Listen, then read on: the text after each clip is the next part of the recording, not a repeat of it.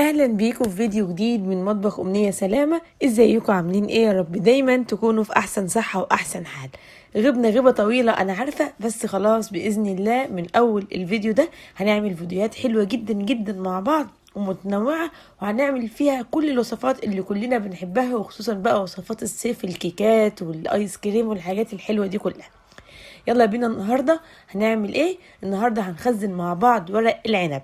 دلوقتي الموسم بتاعه وبدأ سعره ينزل شوية، وبصراحة من أجمل المحاشي بالنسبة لي هو محشي الورق العنب. تعالوا نخزنه النهاردة بأكتر من طريقة، اللي عنده مساحة في الفريزر ماشي، واللي ما عندوش ماشي، وكله هيكون سهل وبسيط والنتيجة بتاعته روعة. بس قبل ما نبدأ الفيديو أحب أفكركم أنا أمنية ودي قناتي، ولو دي أول مرة بتشوفيني ما تنسيش الاشتراك وتفعيل زر الجرس علشان توصلكوا فيديوهاتي الجديدة.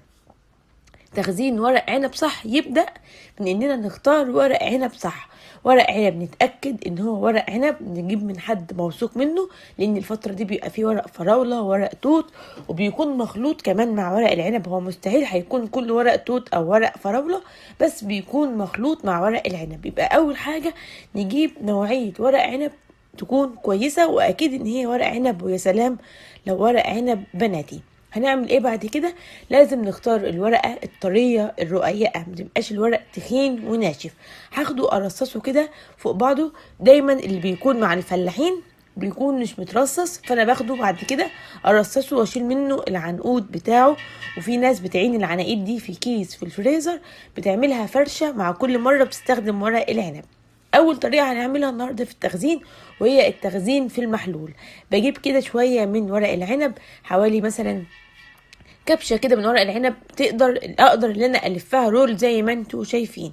تاخدي كده حبه بايدك بالنظر كده، وبتلفيهم رول كده على بعضهم، وبتدخليهم في البرطمان. ولازم يكون برطمان ازاز، ما ينفعش ابدا نخزن ورق العنب في برطمان بلاستيك. دي البرطمان ده كان من البرطمانات بتاعت ورق العنب اللي انا كنت بشتريه. بصراحه مفيش مره جبته وطلعت النتيجه بتاعته حلوه، طعم الماده الحافظه فيه عاليه وطعمه متغير. فهنعمله النهارده مع بعض. جبت بعد كده عواد الخله بتاعه الفراخ، كسرتها كده وعملتها ضاغط فوق ورق العنب علشان ما يعومش لما اجي احط له المحلول ويبقى عايم فوق الميه. انا عايزاه كله غاطس تحت الميه. بعد كده هنجهز المحلول بتاعنا. المحلول بتاعنا عباره عن ايه؟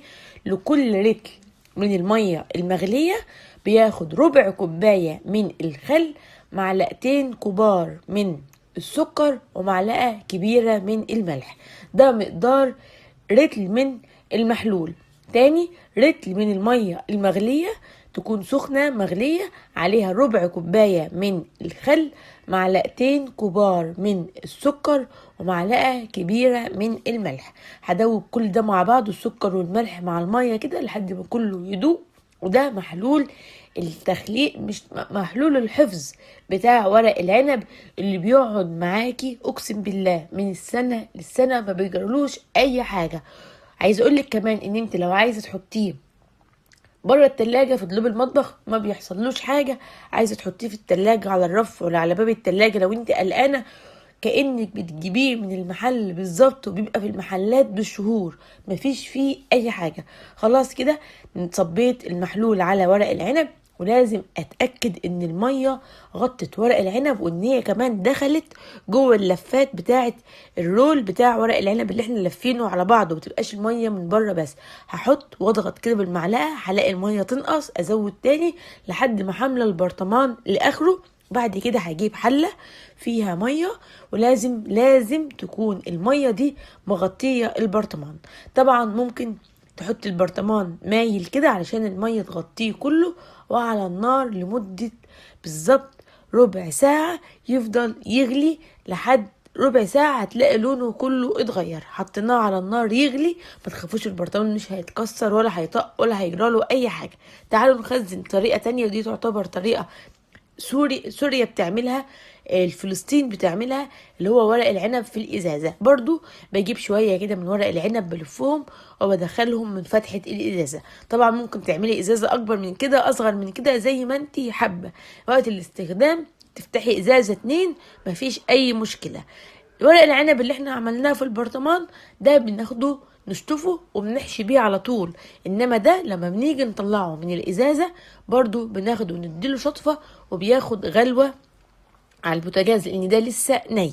بناخد الازازة كده نملاها ونكبسها كويس جدا، ما يبقاش فيها سنتي فراغات علشان ما بيبقاش فيها هوا.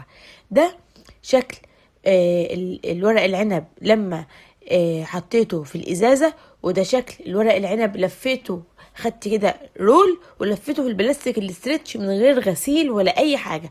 وده ورق عنب برضو من غير غسيل ولا سليق، حطيته في ورق زبدة وغلفته بكياس تلاجة زي ما انتوا شايفين. طبعا ما كانتش مستاهله ان اطول عليكم الفيديو، ده اتلف في بلاستيك ستريتش وده اتلف في ورق واتلف في كيس كله ني.